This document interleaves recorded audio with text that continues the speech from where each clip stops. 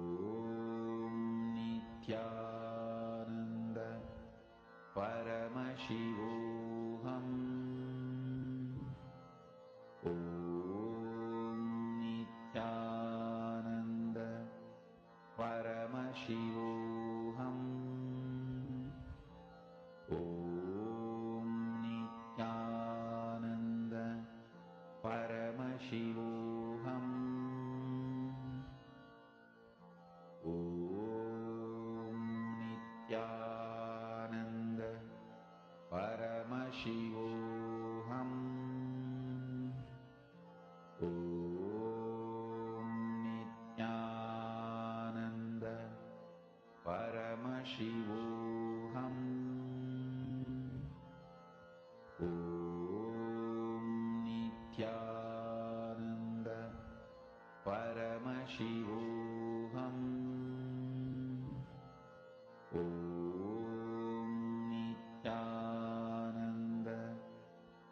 Hope all of you have finished. Whatever you scanned, you all can post it in the chat. Let's now verify the answer. I see that each of you have posted different answers. Okay, so now that I see many of you have already posted different answers, I'm just directly going to project the answer for all of us to verify. This is chicory, and it's predominantly added mixed with in coffee, and this is known to boost the digestive system, the digestive abilities of the body.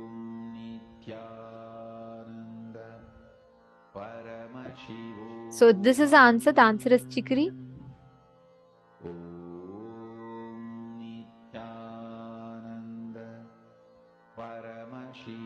Okay, so now let's see what each of you have posted. Ma Dhanvantrika.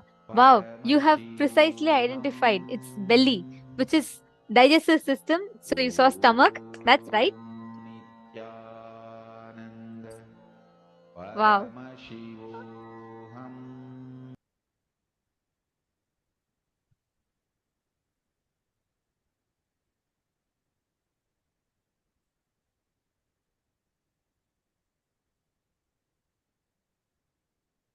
See, I do see many of you have posted different things. That might be its other uses. Like, for example, when we take one medicine in Ayurveda, that medicine also has other positive side effects that it gives us. But what we are counting right now is the main exact reason that it is used for. So, Ma Sonia Rao, it is useful to boost the immunity and the other parts as well. But predominantly, it's used for digestion.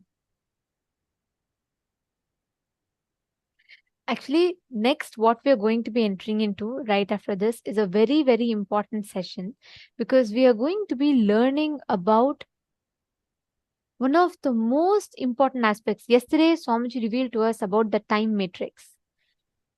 Today, we are going to have, I'm as excited as each of you, and I'm very curious to know what Swamiji is going to be revealing today. And we are going to be preparing ourselves with some of the important sessions, powerful cognitions, to receive what Swamiji is going to be initiating us into today and revealing for us today. So I request all the participants here, please provide your complete listening to the next session. And this session will be followed by a re-telecast of yesterday's session. What Swamiji revealed to us yesterday, we will be having a re-telecast of that session right after this. And I request all of you to take a few minutes.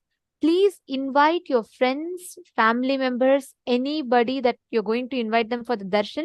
Please invite them for this. It is very important that they attend this session so that they understand the basics. Swamiji is going to be revealing further on this principle today. So I request every one of you to please be available.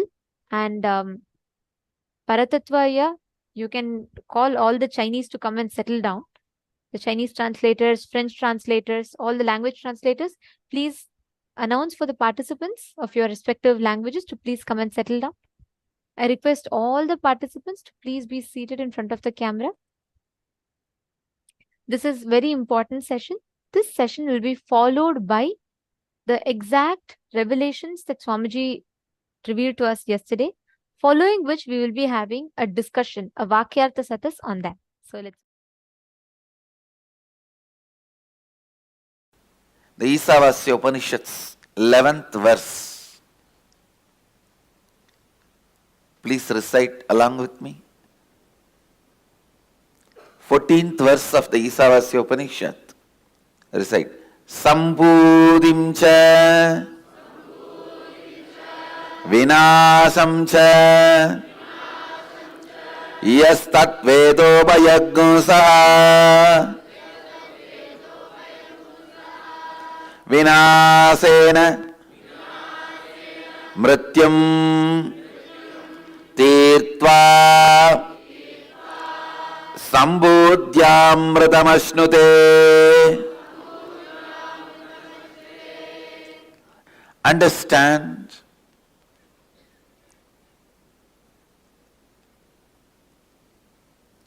cognize your existence, cognize the existence of the life, universe, God, everything with a larger vision. Listen, why you do what you do, why you think the way you think, should be based on larger vision of life, not just a immediate agitation gratification. Please understand, all your so-called luxury, the sensory pleasures, are agitation gratification. Please understand. The agitation you feel in the tongue, you gratify it with the food which destroys your health but gives you temporary gratification. Please understand. In Agama, Mahadeva describes what is taste. If your whole tongue and the mouth experiences the saliva, that is taste.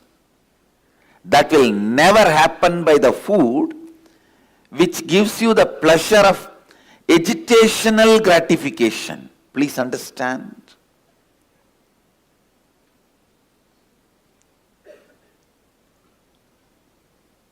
High spicy. Understand.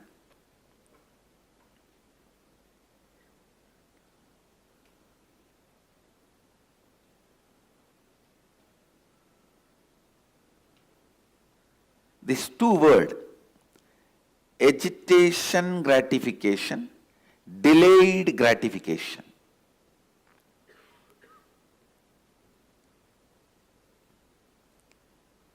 When you think you are going to exist only this 20-25 years which is in front of your eyes, you will always opt for only agitational gratification things. Now, what next?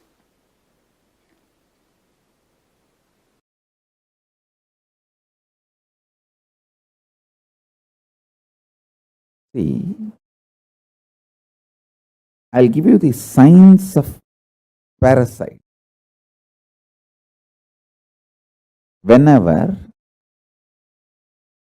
you go through the intense flood of hormones and chemicals, for example, hunger, or feeling very horny, lusty, or feeling frightened, terrorized, whether you feel lusty, sexually driven, horny, or frightened, terrorized, or hungry, all these three is just flood of hormones and chemicals inside you. Whenever the hormones and chemicals are flooded inside you, the womb, mother component for the parasites to be born is created. The egg, garbha, for the parasites to be born is created. The good news is you can live without letting the parasites happen in you. But if you decide to dump food the moment you feel hungry, your action is the male component, sperm inserted into that egg. Your actions going with the flow pattern of the hormones and chemicals in you, your actions are male component added to the female component, parasite is born. Your actions are the male component required for the parasite to be born in you. The chemicals and hormones make the womb, egg, female component for parasites. Your deluded actions, going with the flow of the hormones and chemicals, those actions are male component for the parasites to be born. When they both happen, when they both meet, parasites are born in you. Listen, never eat the moment you are hungry. Bring eating to a very clear, conscious flow. I give you the best practice.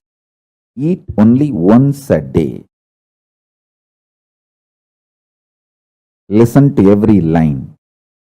Eat only once a day. At least within next 6 months, come to this practice.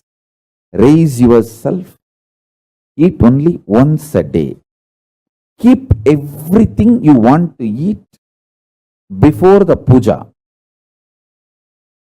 Offer everything to Paramashiva and Guru in the puja. All this as a reason.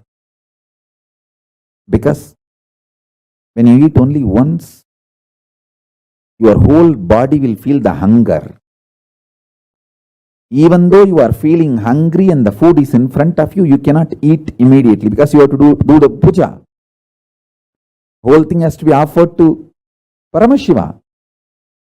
The delayed gratification will happen.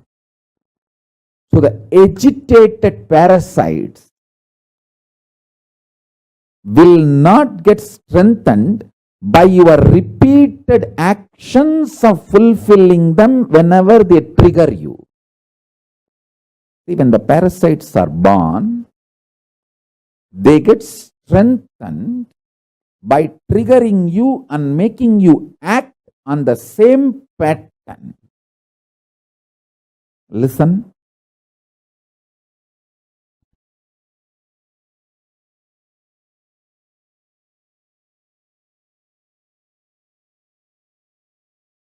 Only once in 24 hours you are going to eat means the whole body will be hungry.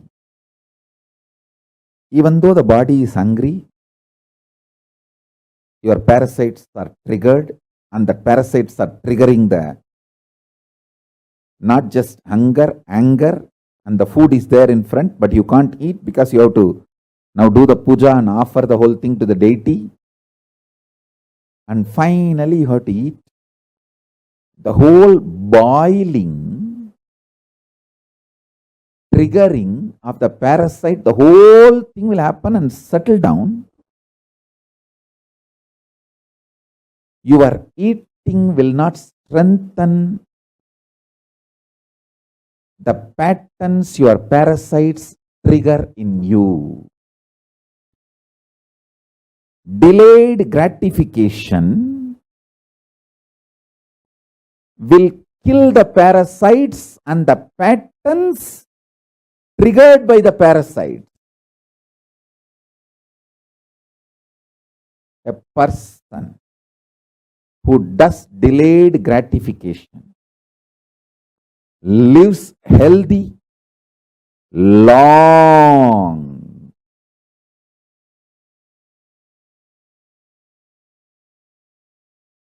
Lives healthy, long.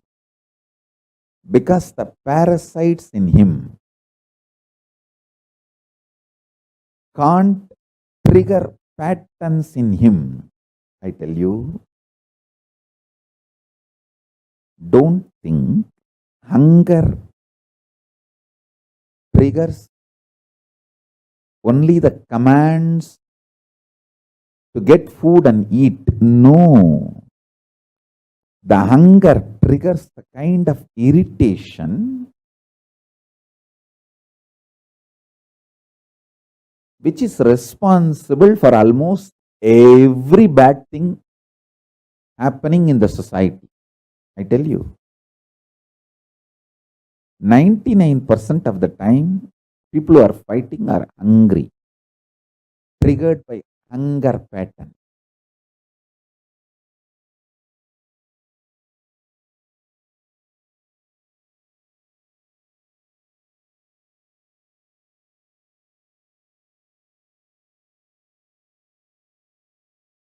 Annadana is the best strategy. I've always seen, whenever the people come to visit me, guess I tell them first, feed them, give them food, then I'll meet them. So the meeting will always be pleasant. They will be in the mood to listen to what I am saying. There will be beautiful communication. Parasites get strengthened. I tell you, life is a beautiful gambling. Either it can make you God or it can just destroy you. It is how you play. Life is neither good nor bad. It's how you play. If you allow the parasites to take decisions for you,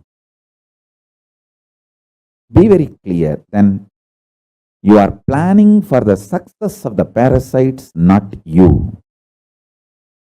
And parasites do not take the responsibility for all the happenings of your life externally. Good, bad, right, wrong. It's only you who need to take the responsibility for the good, bad, right, wrong. It's you who is going to enjoy or suffer, not the parasites which is hiding inside your muscle memory. They just continue to suck you and make you believe parasites and the patterns generated by parasites are you. They literally take over your identity. Understand? When I open my third eye, I burn your parasites, not you. But you always say, oh, Swamiji is so ferocious. Hey, I am ferocious on your parasite, not on you. I love you. When I show my ferociousness, I make a loud statement, I love you. And I am burning your parasite.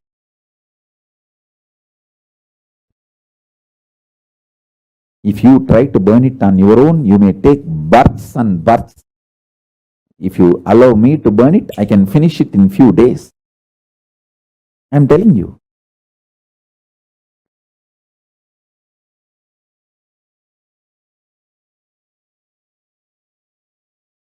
make these simple things, make one meal a day as a life. That also keep everything ready. The smell, hot food, fresh food. And naturally, all the patterns, parasites, everything will be triggered inside you. You'll be already hungry, and the smell of the food, but you can't eat because you have to do the puja now. Once you keep everything ready. The delayed gratification. So after the puja, if you eat, you will eat exactly what you need, how much you need. The whole process of eating will not tire you, it will empower you. I tell you, the most healthiest people who lived for a long time healthily, I have seen in my life, all of them, 100%, whether my grandmother or Kanchi Paramacharya. My grandmother lived 103. Another one grandmother lived 106. My grandfather lived more than 90. And Kanchi Paramacharya lived 100 years. Just, I think, few months less than 100 years. All of them whom I have seen who lived long, all of them had one lifestyle. Less food or no food. Very less eating. They built the body systematically from the young age itself to live with minimum food, minimum quantity of food. Their food was very subtle, like breathing or liquid. Paramacharya will fast for days continuously. In my family, everyone lived quite a long time. Other than my father, everyone lived such long number of years. Because all of them had this habit of fasting for Paramashiva.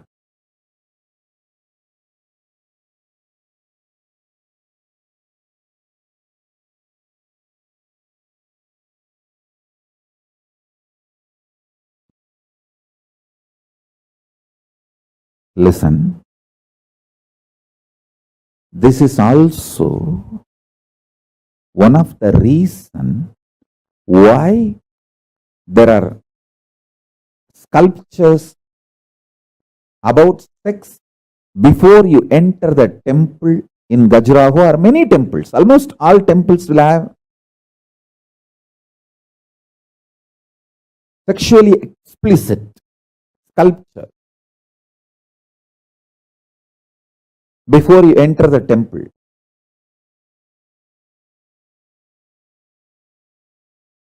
It's like delayed gratification. You have come to the temple. There are multiple reasons. One, that is the way that proper right sex education was preserved and presented to generations in Hindu tradition.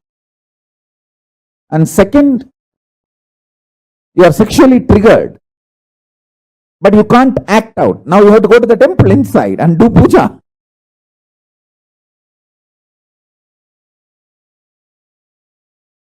Even if you are in a hurry, it will take hours.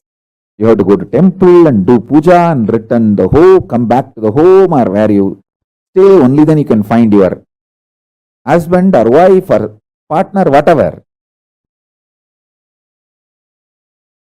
By the time the delayed gratification will happen, your patterns, your parasite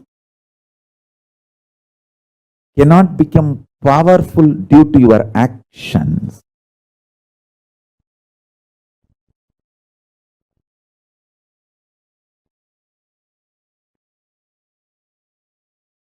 if you listen to my instruction and practice only one meal a day, that also all the food you are supposed to eat, you will keep it ready and start the puja. By the time you start the puja, literally all your parasites will be triggered, microbes will be triggered, they will all be passing commands inside you. Hey, do this, do. And everything will be triggered, but you are silently supposed to sit and do puja. Bhadyam samarpayami. By the time you finish the puja and start eating, all that patterns will settle down and beautifully the delayed gratification will happen. Your eating will not strengthen your parasites, microbes and the patterns triggered by them. If you understand this, you will also understand why the sexually explicit sculptures outside the temple. Because when you see them, you'll be triggered, but you can't act now. You have to go inside the temple and do puja. So the parasite and the patterns triggered by parasites will just melt down. Your action will not strengthen the parasites and the patterns triggered by the parasite. This will empower you. This will empower you.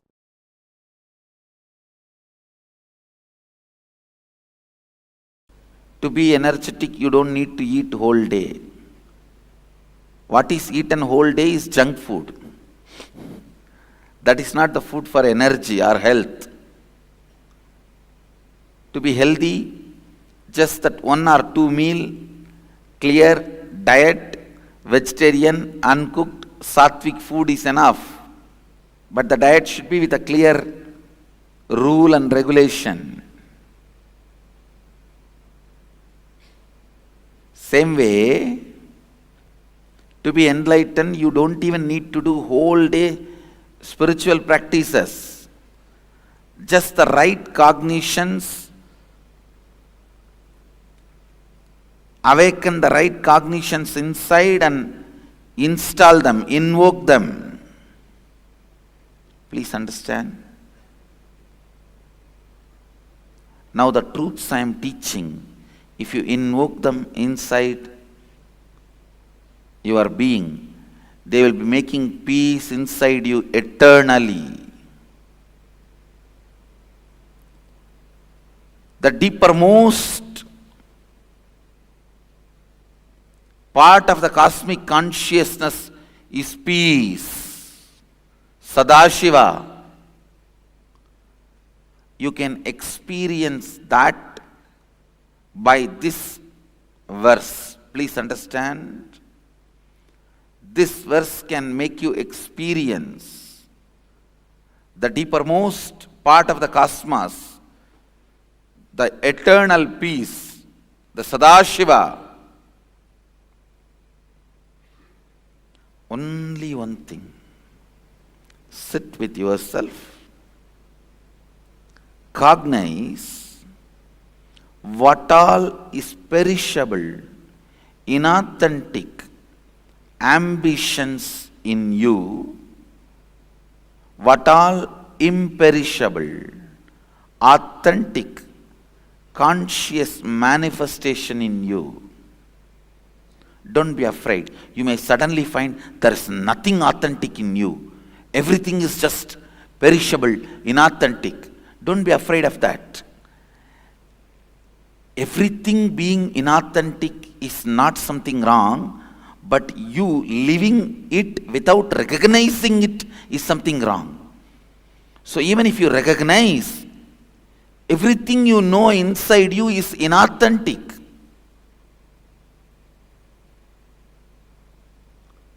Perishable. Don't worry. This recognition itself is enough. Then drop the whole thing.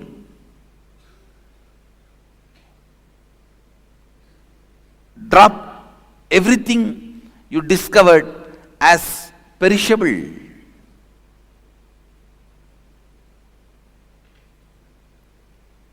Inauthentic. Nothing wrong. You may ask, then how will I run my life? What will I hold on? Don't worry about that. You don't need to hold on to anything for your life. Life is independent of your thinking and cognition. It is independent intelligence. It will start expressing when you drop all the inauthentic cognitions. When you drop all the inauthentic cognitions,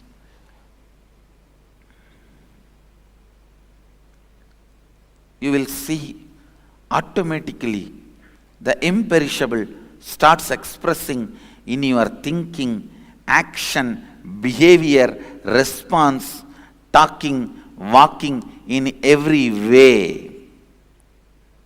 Expression of Sadashiva starts happening. Actually,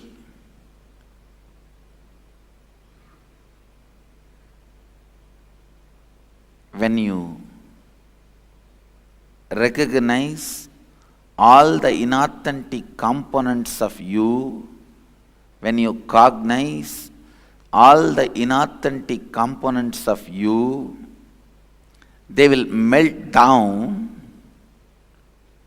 and the authentic, imperishable will start manifesting. That manifestation is what I call living enlightenment, living Advaita, Shivoham. The cause of manifestation, Sambhavat, is Shambhava. The cause of happening is happening means manifestation means Shambhavat. The source of happening, the cause of happening is Shambhava.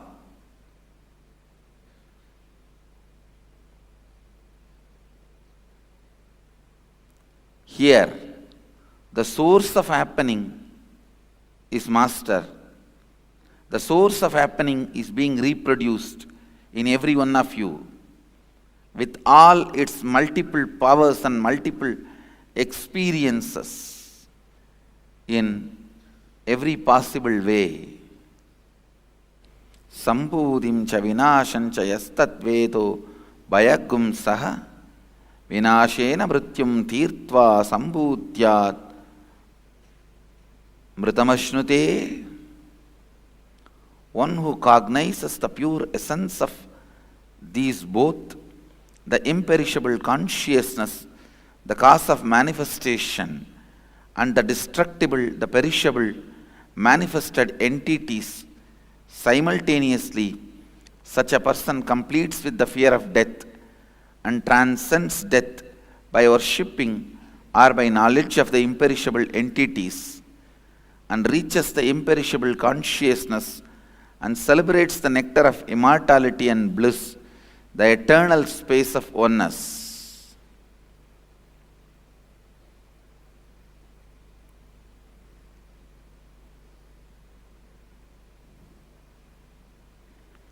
Celebrate the imperishable. Celebrate the eternal.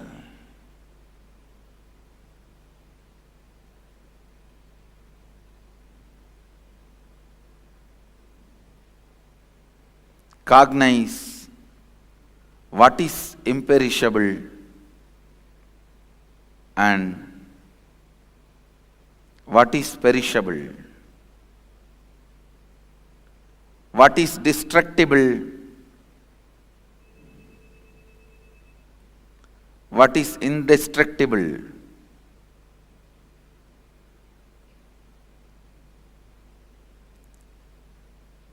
When you start cognizing the inauthentic, perishable, authentic, imperishable inside you, you complete with the fear of death and transcend death, then no more death for you.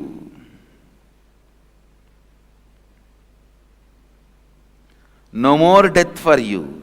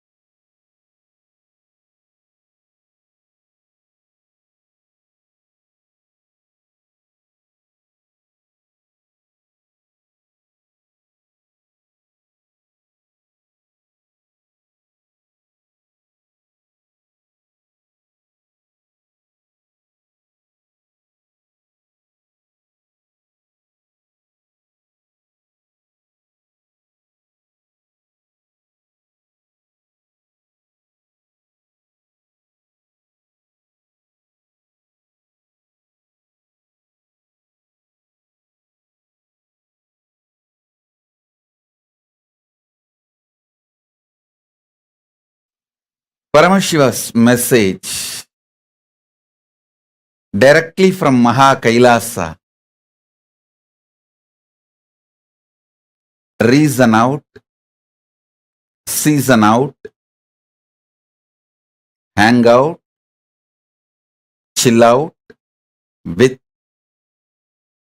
the highest truth of Paramashivatva. I'll repeat.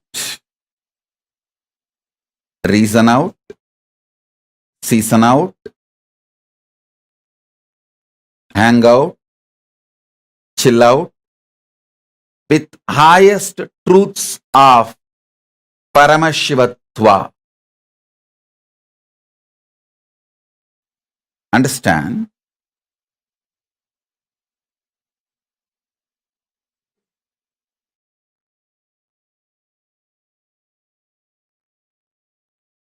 Truths of Paramashivatva.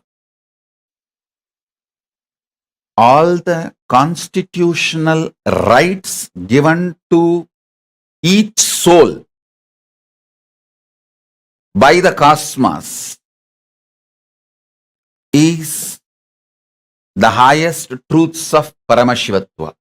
See, like each country guarantees some rights by their constitution to their citizens, cosmos guarantees certain rights to all the beings, especially to human beings. So understand,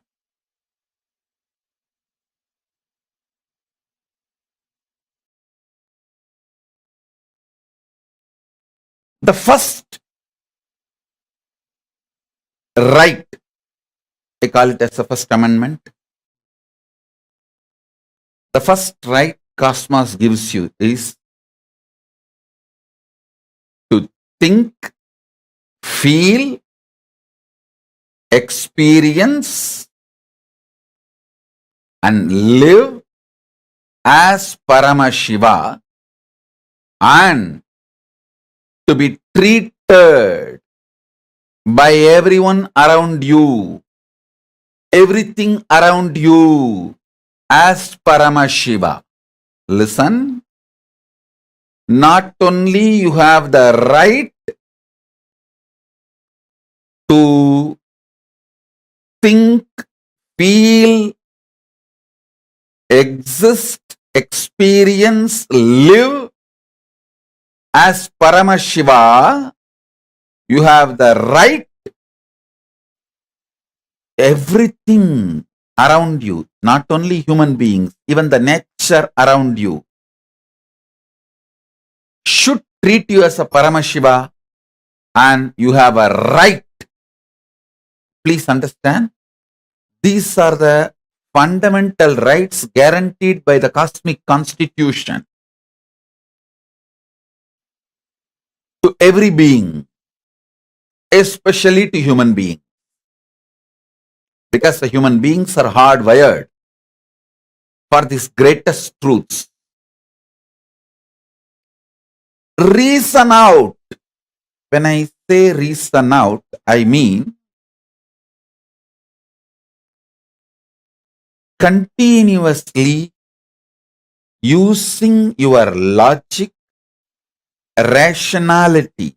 See, power to rationalize, ability to logically analyze, ability to internalize, the power of Sankhya, the right reasoning, the right way of reasoning is the unique gift given to all human beings. Understand?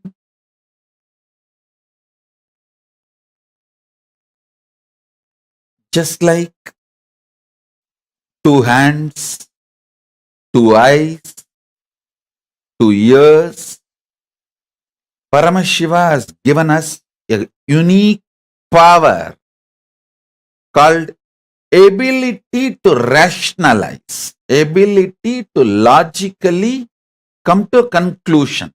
And please understand, your ability to rationalize and ability to come to a logical conclusion is no way related to your so-called degrees, university's education. No.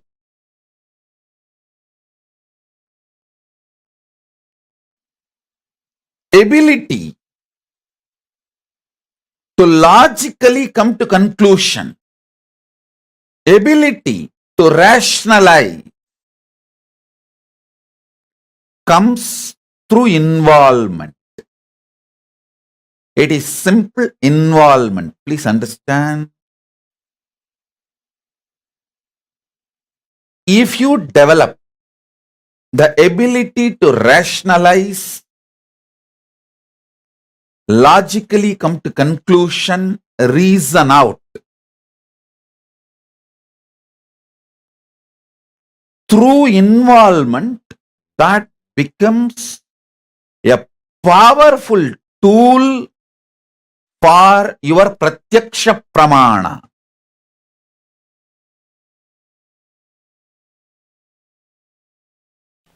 Isha vasyam idaggo sarvam yat kincha jagatyam jagat.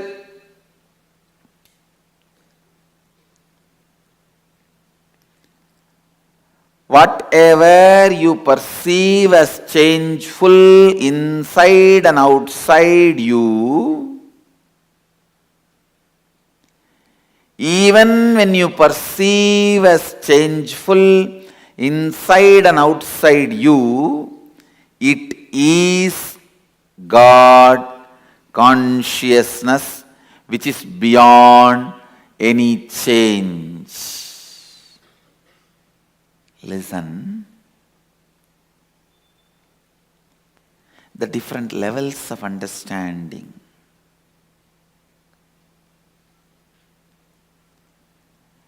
When there is a movement, thought flow in you, when there is a change in you, outside also changes, so it is called world. This is yoga. Stop the movement inside you. Inside, when the movement stops, outside movement also will stop. You will perceive the world as consciousness. This is Tantra. Hey, listen.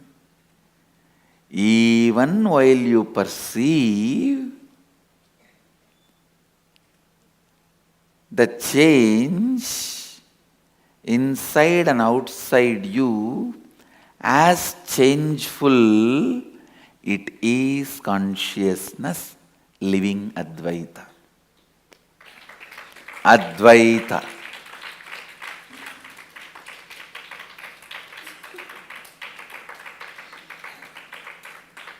Listen. Your logic functions continuously in the form of thought, dividing to come to conclusion. Your emotion functions in the form of including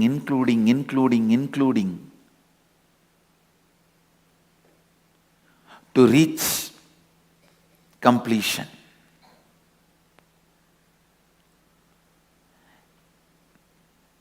Only when the inclusion and conclusion merges into each other, completion happens. People who sacrifice conclusion for the sake of inclusion are poets. Poets can be amazing inclusive people, but can never be conclusive practical.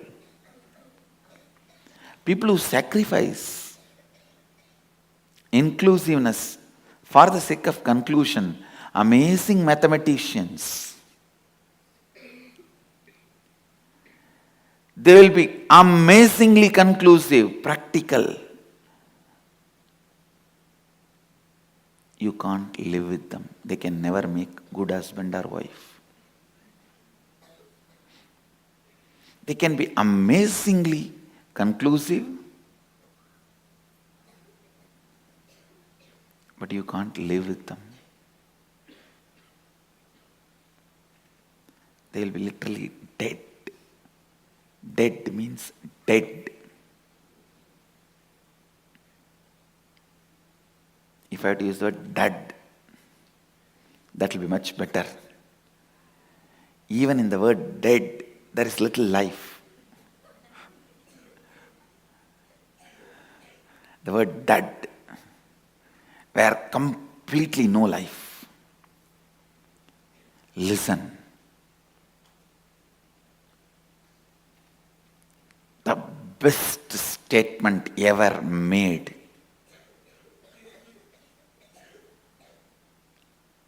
With the ultimate inclusiveness and conclusiveness is this one statement. Ishavasyam idaggun sarvam yatkincha jagatyan jagat.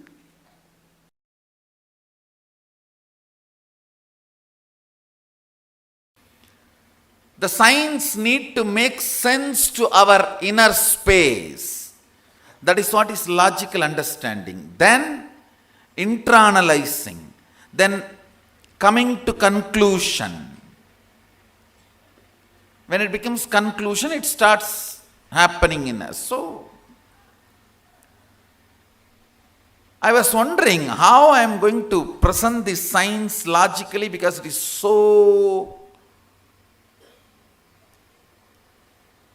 such subtle, powerful thought current. Words which always make sense in you, either this or that.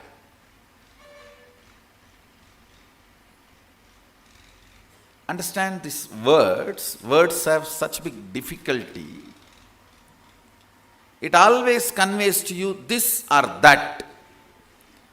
But the most subtle thought currents cannot get controlled by this or that.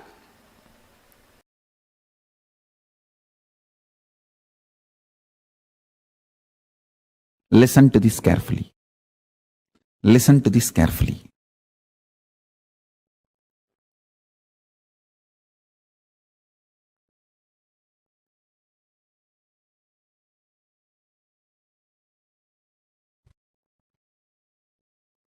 Even functioning in a understandable logic is a kind of a oneness.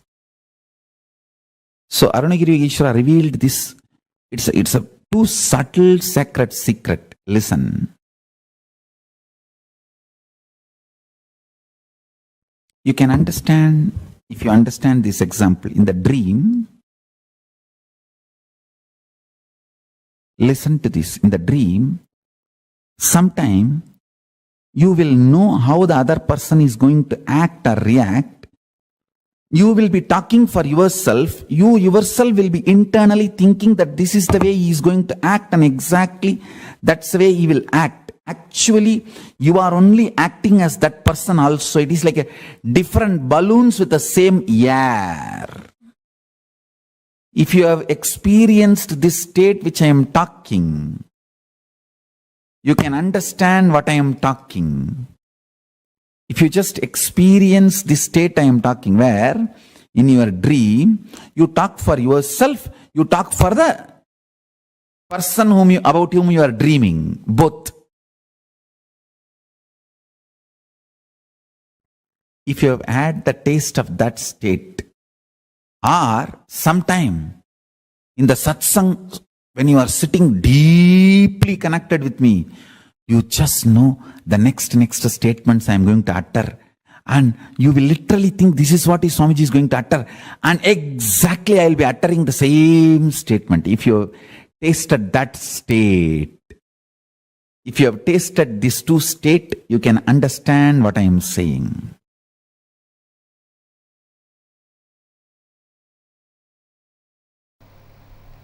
Isavasya Upanishad gave all the conclusions. Ishavasyam idam sarvam yatkincha jagatyan jagat tena tyaktena bunjita makridam kasya sviddanam. All conclusions.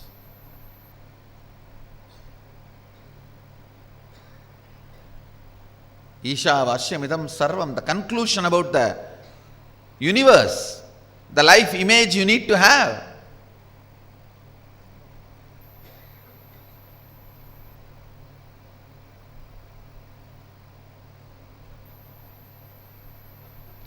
Ishavashyamidam sarvam yatkincha jagatyan jagat tena tyaktena vanjitama kritak kasya sviddanam. Means the second statement is the conclusion, the relationship you need to have with the universe. Everything is part of you, be part of it.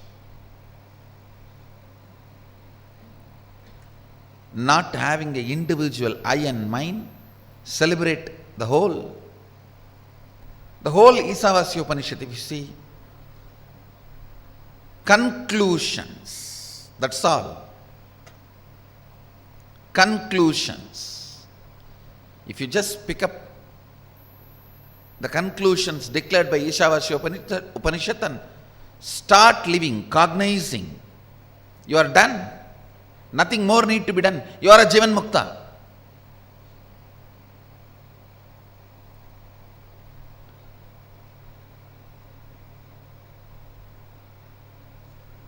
But you don't do it with that simplicity, in that simple way.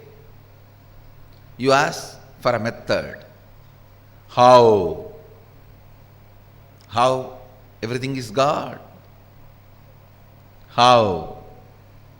Then comes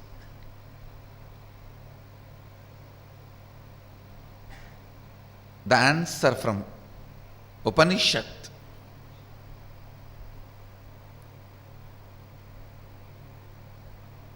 The Kenopanishad.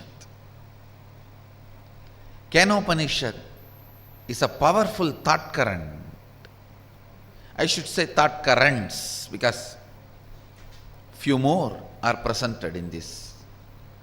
Powerful thought currents. The first thought current presented in Kenopanishad is seeking.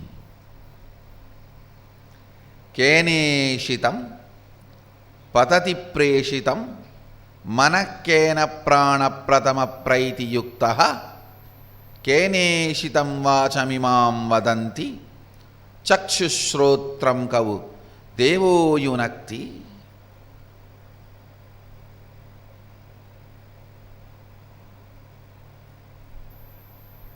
By whom, willed and caused, does the mind go towards its object?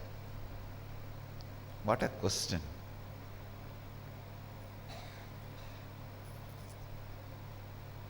Just by the strength of the question, you know the person who is in front of you is a seeker or poker.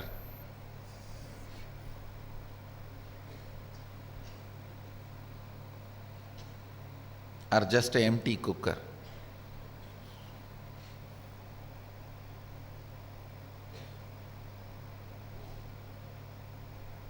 By whom? Keneshitam patati preshitam manakena prana pratama praiti yuktaha. By whom, willed and caused, does the mind go towards its object? By whom, directed and united with which, does the first vital life energy, the chief cause, comes forth towards its activities? At whose will does the speech gets activated and speaks? Enlivened and directed by what luminous divine power? Indeed, do the eyes and ears engage in their functions? Understand?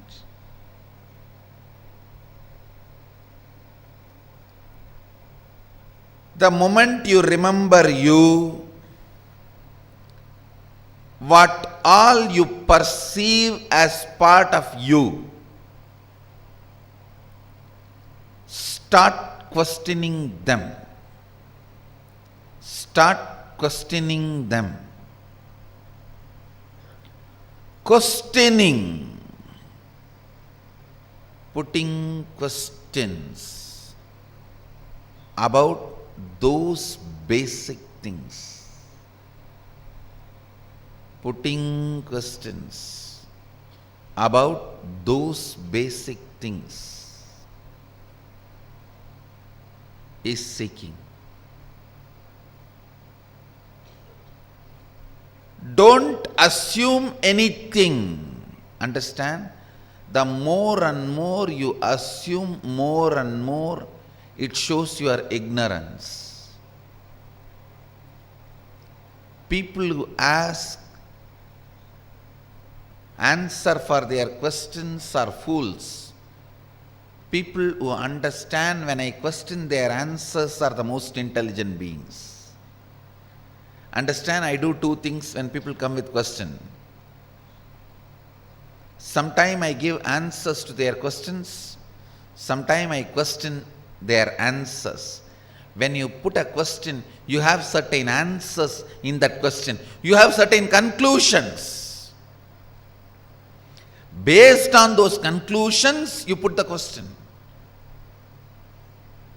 I question those conclusions. I question those answers you have.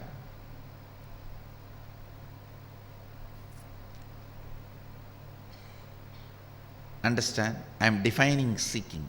Seeking is having questions without any assumptions as foundation.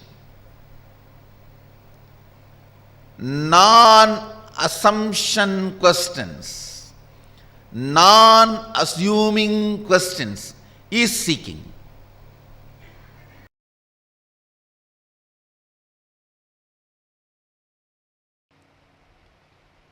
Seeking is the love letter from your beloved who is living in your heart forever.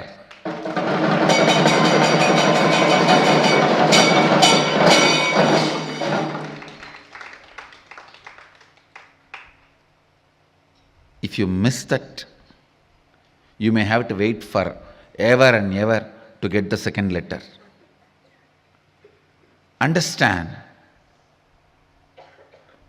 it's a message from your beloved who is residing in your heart forever.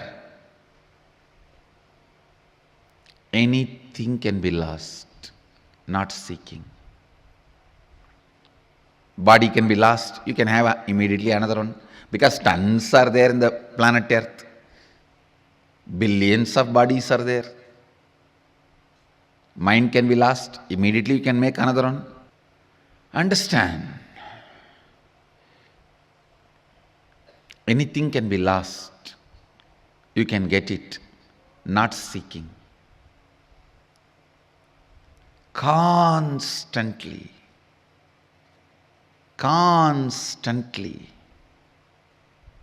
keeping your inner quest alive, keeping the basic questions alive till they become experiential answers, not intellectual, experiential answers. What am I doing? Every day, what am I doing? What I am doing, is it exactly moving me, pushing me towards where I am supposed to reach?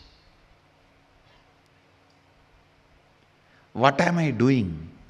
Where am I going? What am I doing? Where am I heading?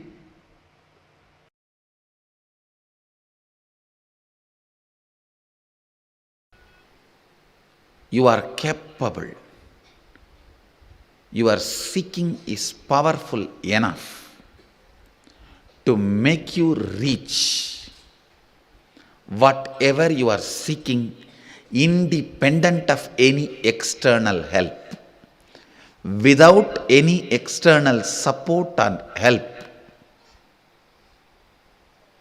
your seeking is powerful enough to make you experience the space you are seeking.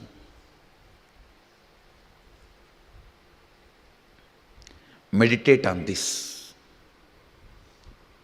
Just meditate on this one truth. If this one truth clicks with you, that is enough. I can guide you into this 400 powers of Mahadeva. What 400 powers of Mahadeva? I can guide you guys into Mahadeva himself.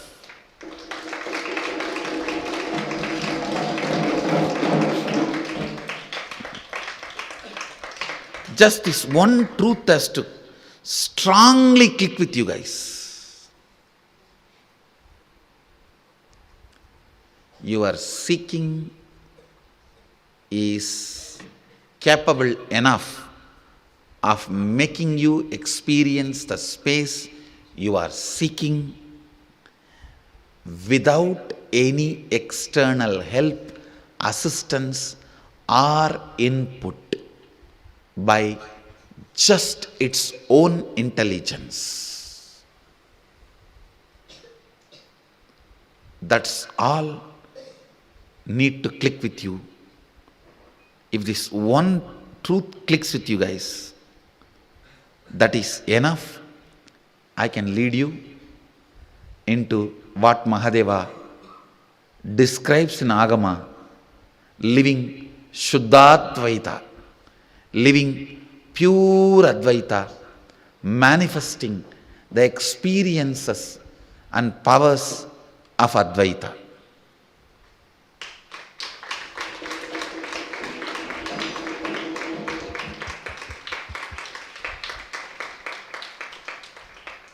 Manifesting experiences and powers of Advaita.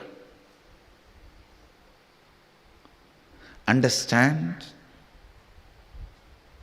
be informed. I am very seriously manifesting all these powers, very sincerely manifesting for the sake of training this first batch of Balasans. So I am opening the shop, which is free. It is now your decision to seek is going to make you experience all this. Listen, I am opening it. Now your decision to seek will make you experience it. That is why I am saying, meditate on this one truth. Tonight when you go and lie down, see, I will describe seeking in a much more practical sense. It can start in as simple as when you look at the sky, what is there so much? Beyond all this, what is there? It can start even with that simple question.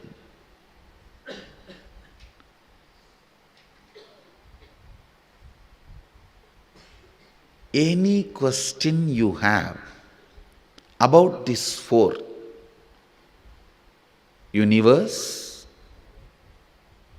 self, God, and universe which you are perceiving, nature. The part which you are not perceiving is universe. The part which you are perceiving is nature. So let me repeat. Any question you have about universe which you can't perceive, God, self, and nature, Prakriti. In these four, any question you have about these four can provoke seeking in you, can invoke seeking in you. Go behind that question. Decide to align your life with the answer you are finding. Listen.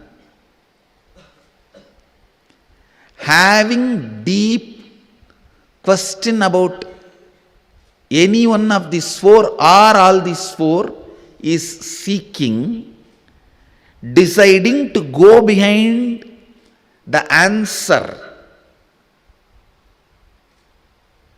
is courage.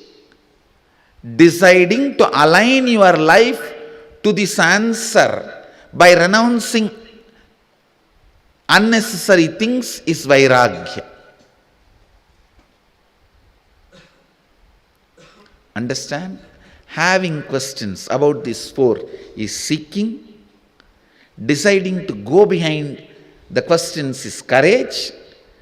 Deciding to leave all the other unnecessary things behind and align your life to the answers you will discover is vairagya.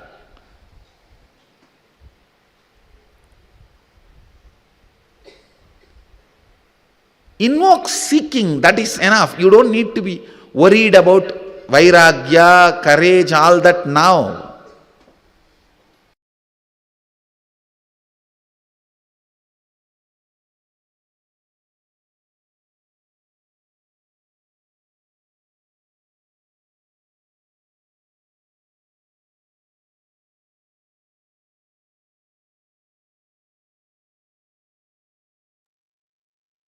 Swamiji so beautifully revealed this truth to us.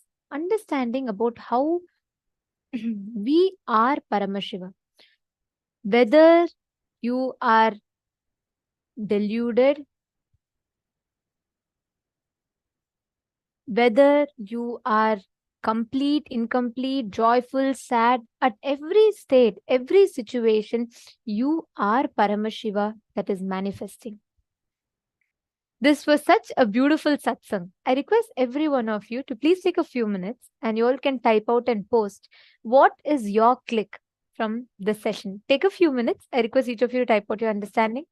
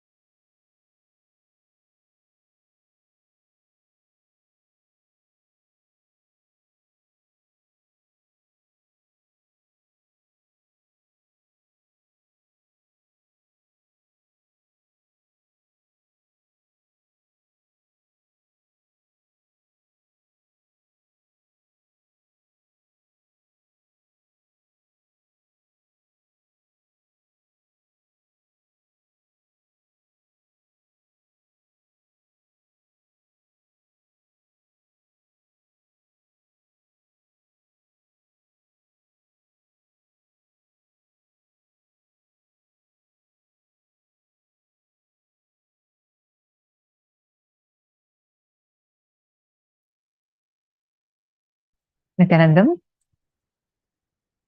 we had a series of powerful cognitions and revelations. I request each of you to post here, all the participants that are here with us. What is the click that you had when Swamiji revealed about, like, because this cognitions that we learned now and what we learned yesterday, all of these together are so important for us to be prepared with, especially for today's darshan and the session. Swamiji is going to be initiating and blessing all of us with very powerful cognitions, like how Swamiji explained to us from a scene from the Interstellar movie. Swamiji took that as an example and explained to us in a very powerful way. Any word we put to it would actually, like, it's not going to do justice to what Swamiji had revealed. How our own path, like Swamiji said, he is talking to his deluded part, which is us, and our future enlightened part is Swamiji.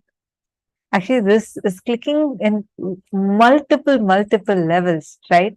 I request you all to take a few minutes and please post what are the clicks you are getting when Swamiji gave the example of how Cooper gives Murph his watch from the inside of the Tesseract, just the fifth dimension.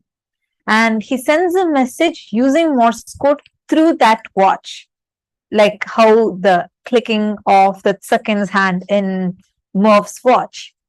And that's exactly, he's actually transmitting the quantum data that can potentially save humanity.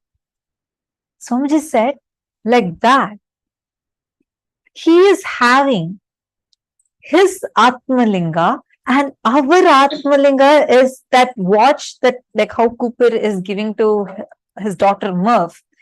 Like that, Swamiji has blessed us all with our Atmalingas, which is directly connected to Swamiji's Atmalinga.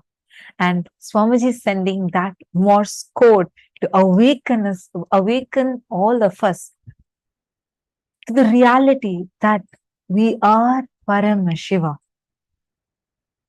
From Swamiji's Atmalinga, Swamiji sent like such an extraordinary initiation we all had. I think that is like a breakthrough to the Jada Granthi Vedana process itself. Yes. And today Swamiji is going to be revealing this in a much deeper level. And also, just to add,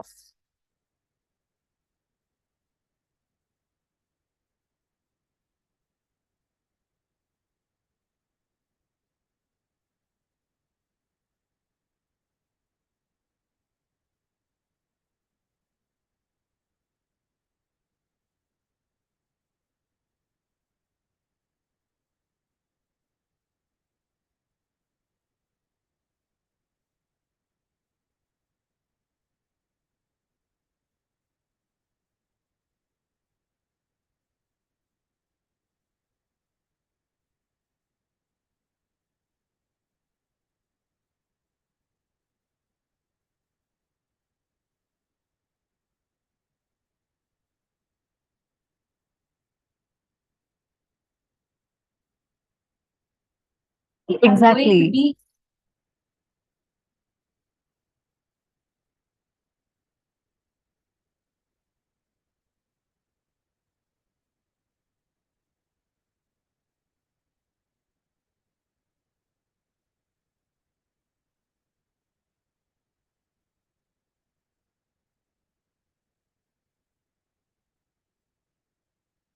And so, and Swamiji said, even when you're deluded, you don't even need to, because usually what we all say, okay, I know, but we need to realize it. Swamiji says, whether you realize or not, whether you understand or not, you are Paramashiva.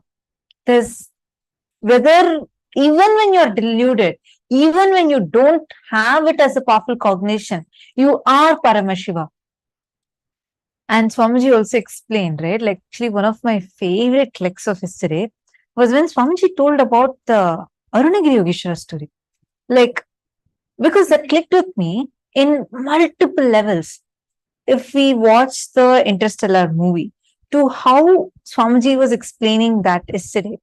And if we see, Swamiji explained so beautifully about how Swamiji is our future self coming like through that tesseract, which is actually Mahaganapati's trunk. And he's coming and awakening us, saying, like, you are Paramashiva, wake up now itself. Swamiji said he's talking to his deluded past part, which is us.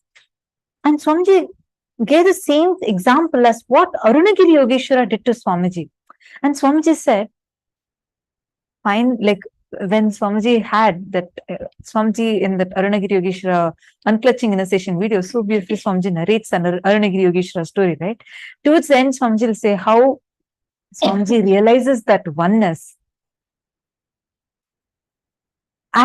So even at that time, throughout, before, during, and after, Swamiji is one with Paramashiva, meaning we are also one with Swamiji. Each one of us are one with Swamiji. Even now, whether we cognize it or not, we all are one. And we don't even need to go through any self-doubt or self-hatred, self-denial.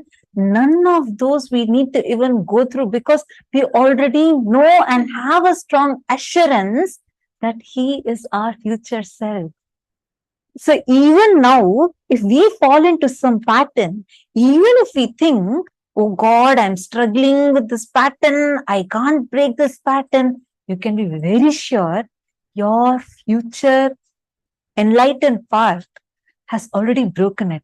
And that enlightened future part is only trying through various ways, like how in that movie, I hope, how many of you watched that Interstellar movie after Swamiji told yesterday?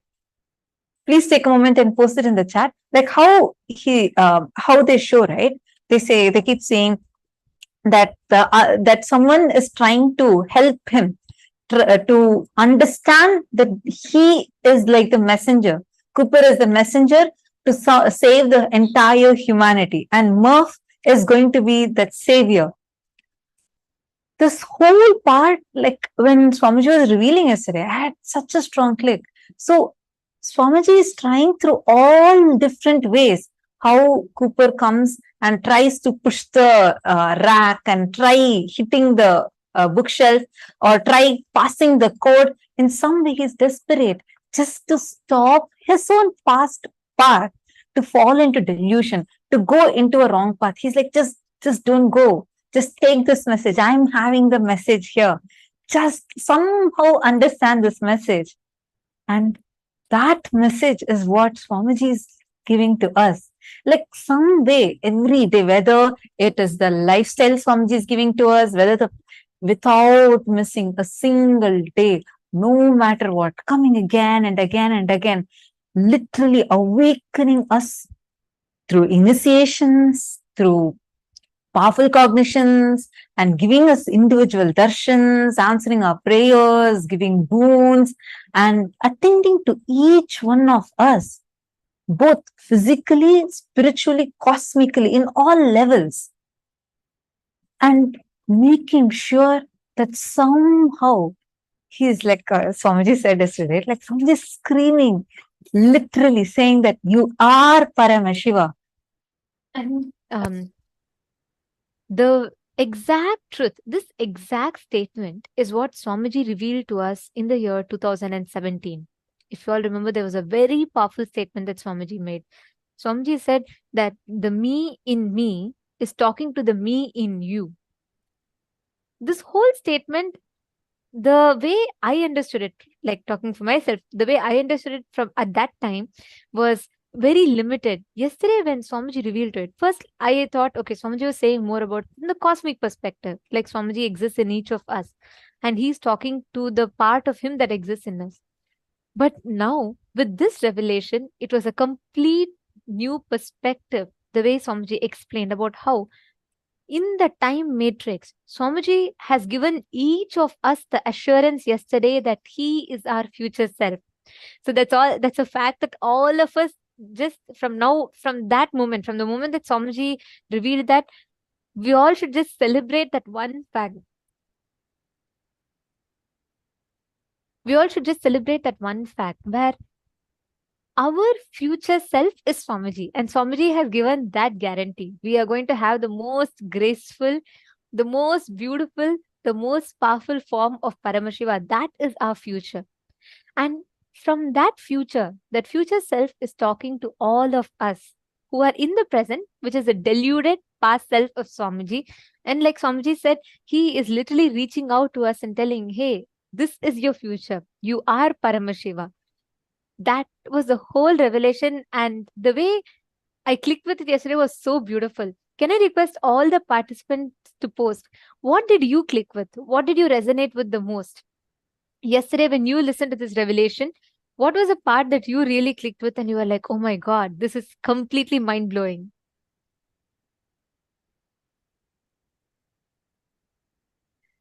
Yes, Sri Nitya Gurupriyan, you are seeking you have the fundamental right to think, experience, and live as Paramashiva. And Elizabeth Silva's posted, I understood that time does not exist. There is horizontal and vertical time. However, I still feel that I'll have to comply with the horizontal time. And you have explained how you understood what Swamiji has revealed. Very beautiful.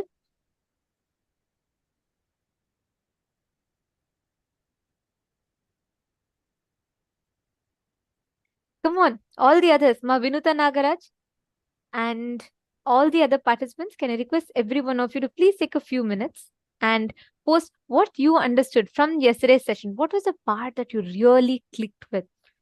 And how many of you went back and watched? I think morning, many of you had posted that you all went back and watched the Interstellar movie after Swamiji said from this perspective that Swamiji explained. Ma Hongzu and so many of you had commented in the chat. So I request each of you to now post with this upgraded understanding. What, after watching it and what Swamiji revealed, what did you click with? Actually, one other click that I had was how Swamiji reveals, right? Saying that anything that enters the black hole just remains eternal. Like in the movie when they're showing, that's exactly like, actually, if you see, they show it, every moment is existing. Like every moment they're showing how in that the daughter, whatever she's doing as she's growing up, every moment is existing eternally.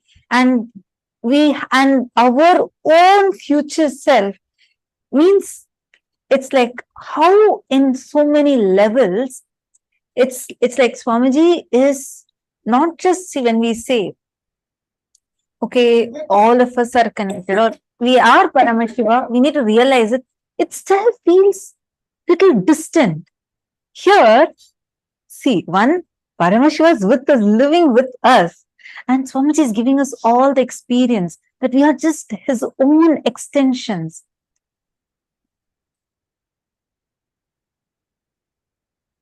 Mahedishlaka has posted your future enlightened part, which is me talking to my past deluded part, which is you. So I am talking to me, you are listening to you. Yes, that's what Swamiji said, right? What did you understand by it? Can I request each one of you, take a moment and please post what are the clicks you had.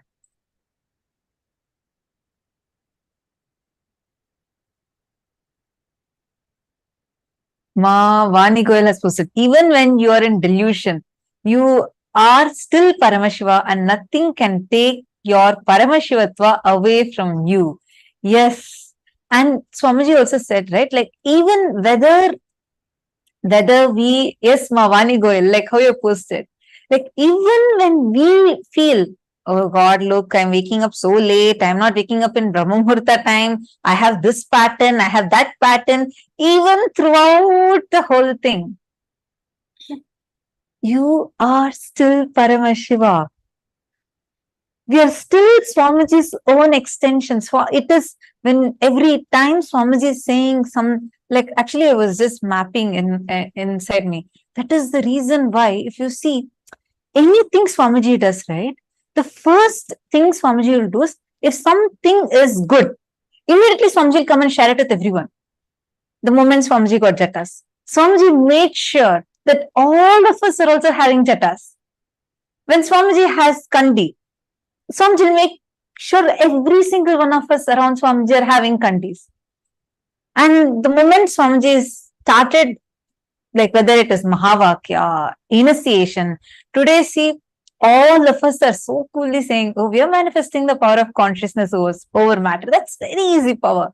Yes, yes, I can do body scanning. I can do the third eye reading. I can do the spa manifestation. Oh, these Aushadas, I have a lot of Aushadas with me. Each one of us are having the ability, possibility to be able to say these statements sitting at the comfort of our own homes, because our future enlightened part is through all ways. Swamiji is just making us realize, hey, you're my own extension. You're me. And Swamiji is awakening us. Even this statement, when I say, right, Swamiji is awakening us to our higher possibility, I still feel like, okay, there might be a certain distance. Like even now, we are trying to separate ourselves from that truth. But if you see, like what kind of things Swamiji is doing continuously for us, I'm clicking with, seeing how Swamiji is only trying to send us all that Morse code, trying to say every moment, it's like a message. Swamiji is continuously sending it to us through different ways, just to make us realize that we are Swamiji's own extension. Ma Vallini Subbaya has posted, he is me, I am him. Ma Sonia Rao, we are Paramashiva. And Ma Sonia Rao has posted, I'll rewatch it soon. We all need to watch it at least a few times for us to be able to even grasp it, right? I mean, the moment we start even trying to chew it, it just gives a much deeper click again and again and again. Actually, just by cognizing these truths in our inner space will expand. Even when you read it, even when you listen to it, the whole inner space will just expand. Is it not? I am seeing one of the participants have posted.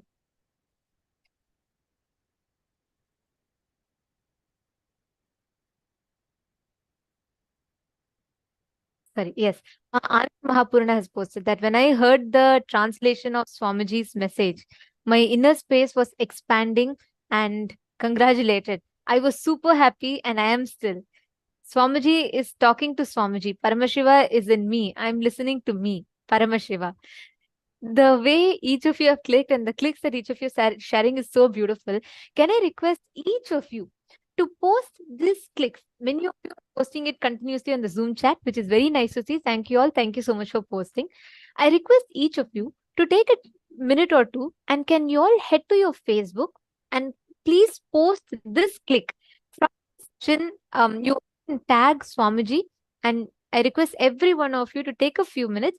You all can make it as a post on your respective Facebook profiles. Can I request each of you to please head to your Facebook?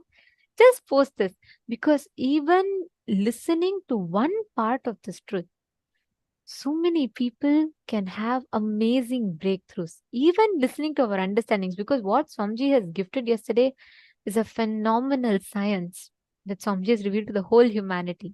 Just to cognize this, the time matrix that Swamiji explained, and to know how this, what we see in the movie Interstellar, Swamiji explained the depth of it, the reality of it. Interstellar, whatever said and done, was one extent of a human brain's imagination or perception based on what science has discovered so far.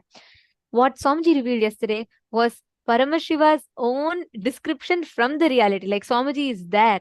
He is already there. He's seeing, he's gone, he's done the whole travel and he's already there. He's gone through the wormhole, whatever we call it scientifically. And Swamiji is telling. So it's a realistic description. And I request every one of you to take a minute or two to share that revelations of Swamiji on your respective Facebook profiles. Actually, literally what Swamiji is doing to us, that's what Swamiji says, right? Swamiji has done all the tapas needed for us. The tapas Swamiji did, whether it was doing the parivrajaka, going through intense sadhanas, doing intense tapas, all of that was not for Swamiji's. For Swamiji, Swamiji was an incarnation. Swamiji is an avatar. But all the tapas Swamiji did was for us. And even now, whatever he's doing is for us. Actually, this statement that Swamiji is doing all the tapas just for us is speaking to me in a completely different level. For us to realize, for us to cognize and experience is why Swamiji is doing all the tapas. Just to make us all experience that, what he's trying to scream through that tesseract. And literally that is why what can take years of penance, sadhana, and only then you can manifest that also only as a small siddhi. Today you are manifesting it as powers. How? Because literally Swamiji through a wormhole. Wormhole is what bends time so that you don't need to, like if it takes, let's say 1.5 billion light years to travel from our galaxy, Milky Way galaxy, to the right next galaxy, which is Andromeda galaxy. If it is taking 1.5 billion light year is the time light takes to travel, the distance light takes to travel in the speed of light, what it takes for 1 year. And that 1.5 billion light years can just be condensed to, let's say, a few minutes. That what can bend space and time and traverses from one dimension to another is scientifically called as a wormhole. That wormhole is what Swamiji is creating for each one of us, which is why Swamiji has already done all the tapas. And Swamiji is literally taking us all through that wormhole to give us all the ultimate experience, which is why you and me and everyone around the globe are able to have our third eyes awakened, able to manifest powers, even though we didn't do any other sadhana, any kind of effort from our side. How come all these powerful cognitions are clicking in us? It is because literally through the wormhole, Swamiji is transmitting us from the dimension we are in to the highest dimensions. Whether Swamiji is raising us to the highest parallel universes, taking us to the higher and higher lokas. When we are able to experience ourselves in the parallel universe, how is that happening? Without you even having to do any effort, nor having to wait for so many light years away. How are we able to experience it? Because the kind of, it's like the initiation which Swamiji is giving through the wormhole and the kind of tapas he is transmitting to us without us having to go through any tapas at all. Now we all are going to be experiencing darshan very, very shortly. I request all the participants to please settle down. Now we are going to be chanting the Dhyana Shloka. Today we are going to be having the Dhyana Shloka of Bhagavan. Today we are going to be having the darshan of Bhagavan Chandisha Anugraha Murti, Kirata Murti, forms of Paramashiva. Chanting the Dhyana Shloka, we request all of you to please sit straight with your head, neck and spine in a straight line.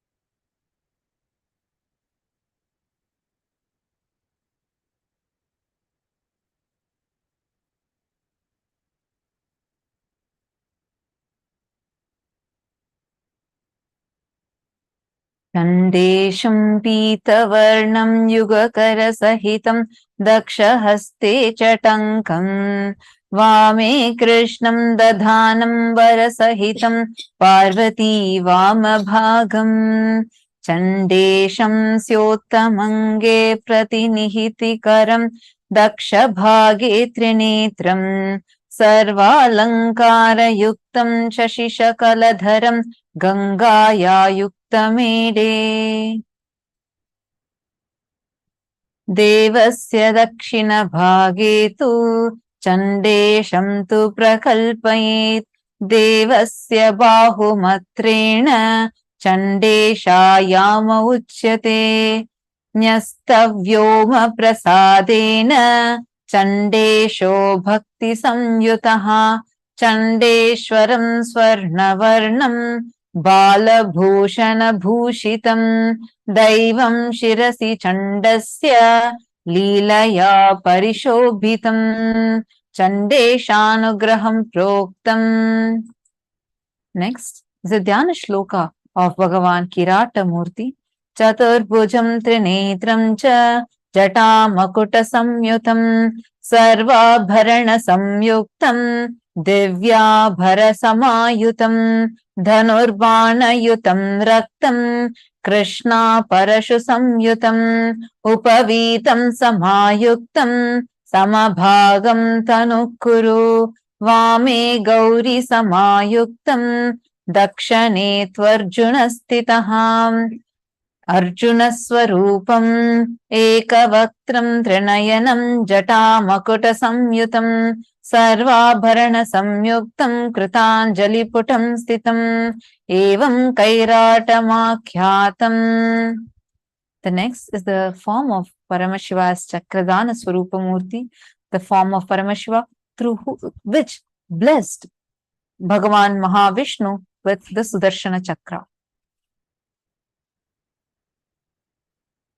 Vishnustvisha purastitho ajalikaro devasya padabjayoho samstapyakshilat sumvalya manisham pitambaram kaustubham yastasmai daya param pashupatim padmakshaityakya tankam krishna mrigam varam chadadhatam Chakra pradam tam bhaje ekavaktram trinetram cha jata makuta samyutam dadhamenam cha parashum varadam chaiva vamake dakshine chakra samyuktam datru rupamihochyate devasya vama bhagetu shyama rupam susamsthitam sarvabharana samyuktam Pita Vastrotariyakam Shankam Chakra Samayuktam Uttare Chanjalim Syaset Evam Lakshana Samyuktam Vishnu Rupam Ihochyate.